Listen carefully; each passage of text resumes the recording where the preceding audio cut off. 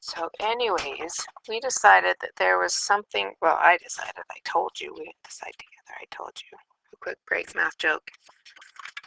Why didn't the 2 4s want any lunch? Because they already ate. I love math jokes. Funniest to math people. A farmer counted 196 cows in the field, but when he rounded them up, he had 200. That was my drums thing. Okay, so the problem we have is that x plus y plus z equals 24 just doesn't make sense.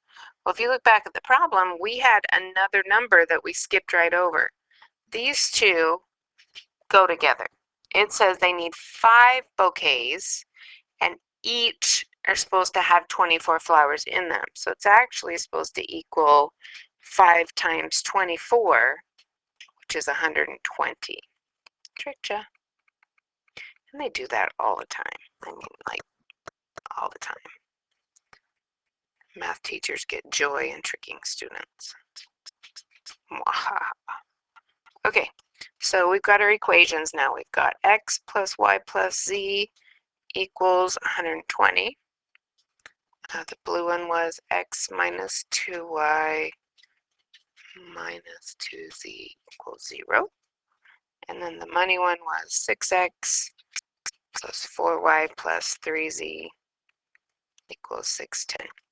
Okay, now while I write out the augmented matrix and stuff, I want to point something out.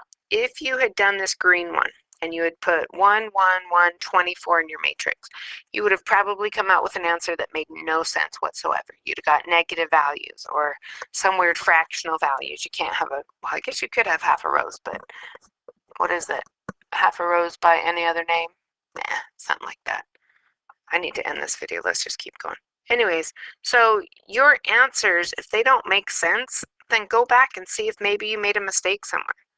Maybe you put the wrong number in when you entered it into a matrix. Maybe something's wrong with your equations. You just never know what it could be. I really have lost my mind, just so you know. All right. Poof, just like magic, the answer shall appear. Okay, this matrix right here, this again is the augmented. This is the ref. It's called reduced row echelon form. I should make that an extra credit problem.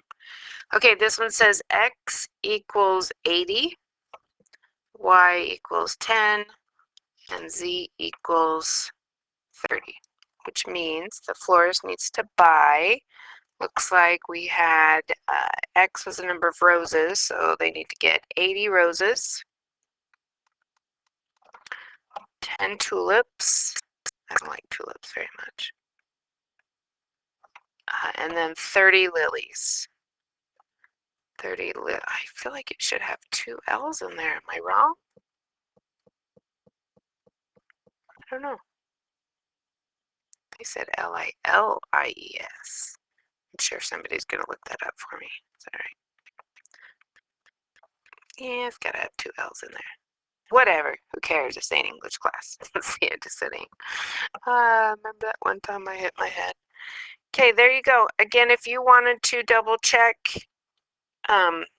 your answers, you could go back to this whole dollar thing and make sure it's 610. Make sure you get the correct amount of flowers. Oh, they tricked me. Look, looky. How much did it actually ask us? It said how many roses, tulips, and lilies are in each bouquet. Oh, tricky. I'm glad I went back and read it again. So this is the total number of roses, 10 tulips, and total number of lilies. I was going to say go back and see if it makes sure. So if I read the sentence and I said there are 80 roses in each bouquet, then that doesn't make much sense to me, right? There are 10 tulips in each bouquet. So we need to figure out how many per bouquet. Bouquet, what a fancy word. So per bouquet. I think that might be spelled wrong too. Nope, it's right. Let's give this a little bit more room. All right, so if we have 5 bouquets and we have 80 roses, if we divide them up, that means there's 16 roses per bouquet. Bouquet.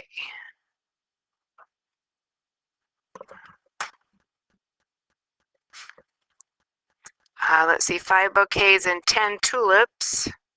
That's a 10. It's not a pretty 10, but it's a 10. I really have seriously dragged this problem on way longer than it needs to. Only 2 tulips. All right, I don't like tulips, but what kind of bouquet can you have with 16 roses and 2 tulips?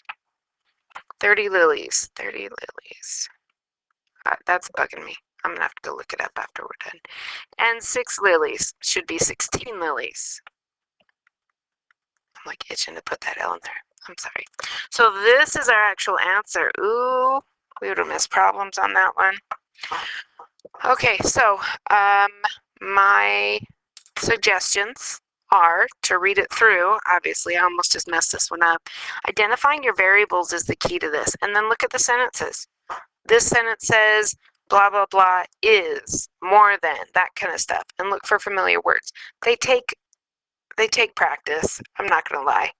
But look for the different hints that I've shown you here. It should help.